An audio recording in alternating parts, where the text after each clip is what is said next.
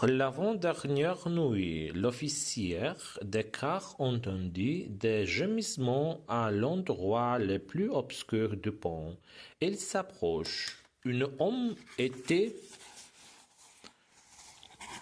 étendu, la tête enveloppée dans une écharpe grise très épaisse, les poignets ficelés à l'aide d'une fine cordelette.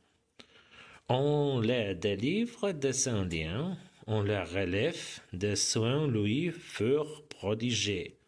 Cet homme, c'était Rosin. C'était Rosin assis au cœur d'une de ces expéditions terrassées et dépouillées.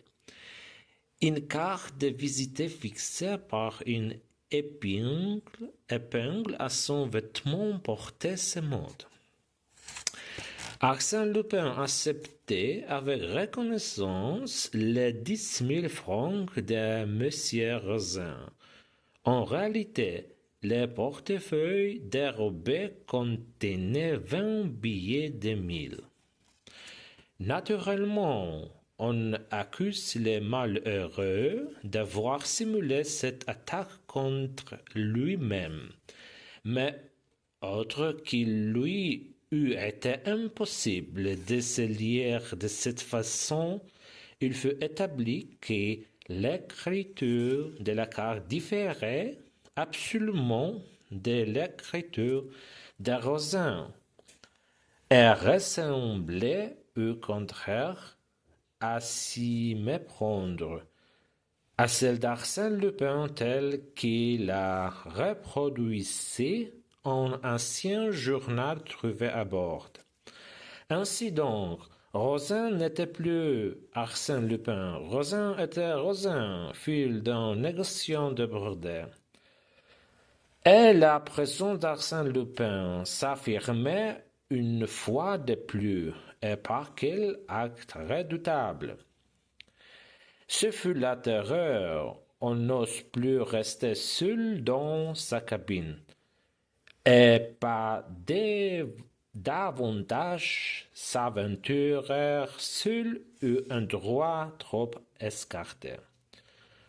Prudemment, on se groupait entre gens sur les uns des autres. Et encore, une défiance instinctive dévisait les plus intimes. To była część francuskojęzyczna i przechodzimy do części niemieckiej. In der vorletzten Nacht vernahm der wachhabende Offizier ein Stöhnen in einer dunklen Ecke. Er trat näher. Auf dem Boden fand er einen Mann. Ihm war ein dicker,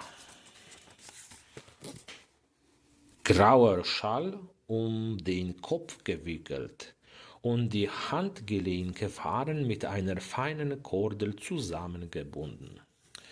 Der Mann wurde von den Fesseln befreit und versorgt. Es war Rosin. Rosin, der bei einer seiner Erkundungen überwältigt, Niederregungen und ausgeraubt worden war. Eine Visitenkarte war an seiner Kleidung festgesteckt, darauf stand: Arsène Lupin akzeptiert mit großem Dank die 10.000 Francs von Monsieur Rosin. Tatsächlich enthielt der entwendete Geldbeutel 20 1000er-Scheine. Selbstverständlich würde der Pechvogel beschuldigt, seinen eigenen Angriff vorgetäuscht zu haben. Doch abgesehen davon, dass er sich selbst nicht so hätte fesseln können, würde festgestellt, dass die Handschrift auf der Karte nicht nur ganz anders war als die von Rosin, sondern auch der von Arsène Lupin, wie sie in einer alten Zeitung abgedruckt war, die an Bord gefunden wurde, erstaunlich ähnelte. Nun war Rosin also nicht mehr Arsène Lupin.